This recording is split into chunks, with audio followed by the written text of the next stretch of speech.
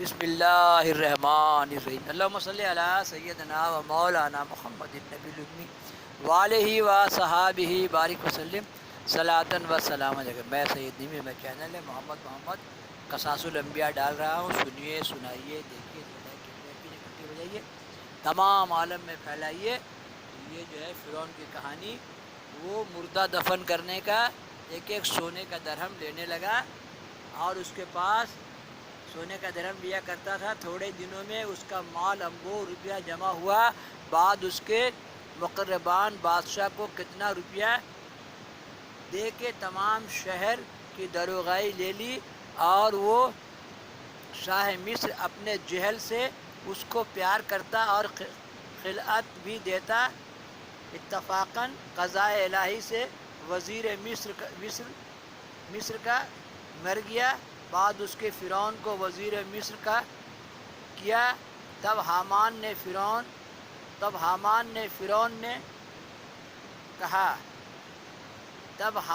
سے فرعون نے کہا، میں چاہتا ہوں کہ خدائی کا دعویٰ کروں کہ ساری خلق آ کے مجھ کو پوجے اور معبود جانے۔ لعنت اللہ۔ حامان نے اس سے کہا کہ تو اگر خدائی چاہتا ہے تو آہستہ آہستہ پہلے خلق کو ہاتھ میں لے۔ فرعون بولا، اس کی کیا تدبیر ہے؟ سب لوگ تو یوسف علیہ السلام پیغمبر ابن یعقوب کے دین پر مستحکم ہیں۔ کیسے لوگ گمراہ ہوتے ہیں؟ کیونکہ یوسف علیہ السلام کا واقعہ، اس کے بعد فرعون کا واقعہ ہے، تب یہ پیدا ہوئے موسیٰ علیہ السلام، ہے نا۔ سب لوگ تو یوسف پیغمبر ابن یعقوب کے دین پر مستحکم ہے، کیسے ان کو لاؤں؟ بعد اس کے یہ تدبیر ٹھہرائی، بادشاہ کے پاس عرض کی کہ میں چاہتا ہوں کہ اس برس کا خزانہ مصر کی رعیتوں پر آپ معاف کریں۔ سرکار میں 1 سال خزانہ فدیہ دی اپنی طرف سے دے گا۔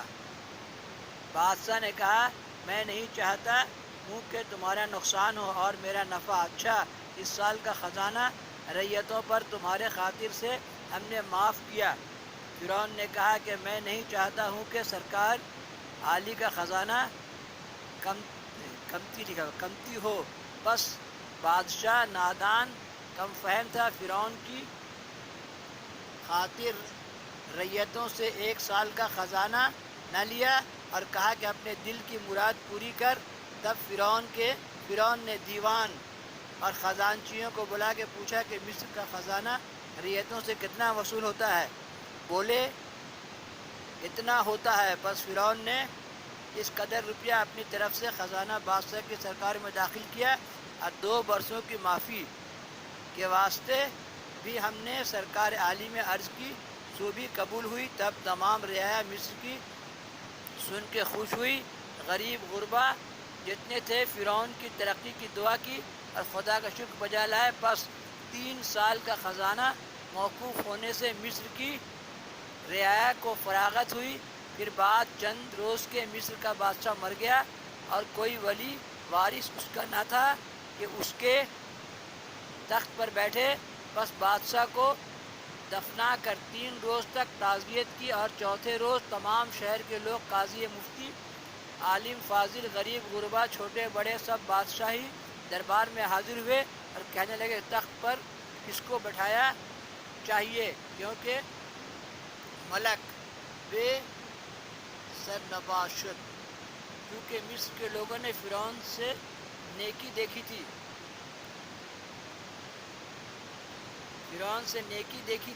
3 برس کا خزانہ مصر کا معاف کیا تھا، اپنے پاس سے روپیہ 3 برس کا بادشاہ کو دیا تھا، اس لیے سب اس سے خوش تھے۔ یہ خیر خواہی دیکھ کر سبوں نے اس مردود کو تخت پر لے جا کے بٹھا دیا۔ جب یہ ملعون مصر کا بادشاہ ہوا اور اسے حامان بے ایمان کو اپنا وزیر بنایا، تب کہنے لگا، اب ملک مصر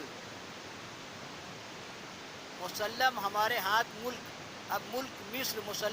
ہاتھ میں آیا، ہم بادشاہ ہوئے۔ اب ایسی تدبیر کرنی چاہیے کہ خلائق مجھ کو خدا کہے اور معبود جانے مجھ پر پرستش کرے، لعنت اللہ فرعون پر اللہ کی لعنت۔ حامان بے ایمان نے اس کو یہ صلاح دی کہ پہلے مصر میں یہ حکم دینا چاہیے کہ علماء فضلہ جتنے ہیں ہمارے قلم روح میں درس تدریس نہ دینے پاویں۔ اللہم صلی علی سیدنا مولانا محمد نبی الامی وآلہ وصحبہ بارک وسلم۔ یہاں سے ڈالیں گے 170 پارٹ 170 پارٹ 170۔ اللہم صلی علی سیدنا مولانا محمد نبی الامی وآلہ وصحبہ۔ نام احمد لیا کیجئے، زندگی کا مزہ لیجئے، محمد محمد محمد محمد محمد ہمارے بڑی شان والے، ایک کے نور کے دوجے ٹکڑے احمد اور محمد۔ عیسیٰ علیہ السلام بولے میرے بعد احمد آتے ہیں۔ اللہ نے نور مصطفیٰ صلی اللہ علیہ وسلم سے کائنات کو سجایا اور محمود غجر حضرت نے نور نامے میں اس کو مرتب کیا۔ میں نے اس میں ڈالا ہوا پارٹ بائی پارٹ اسی چینل میں، دیکھیے، دکھائیے، سنیے، لائک کیسے شیئر کیجیے، گھنٹے زبان عرب میں پھیلائیے، اپنے لوکل زبان میں ڈالیے، مادری زبان میں ڈالیے، 19,000 زبان میں ڈالیے۔ سب چمک والے چمکوں میں چمکا کیے، اندھے شیشے میں چمکا ہمارا نبی، سب سے اولا و اعلیٰ ہمارا نبی، سب سے بالا و بالا ہمارا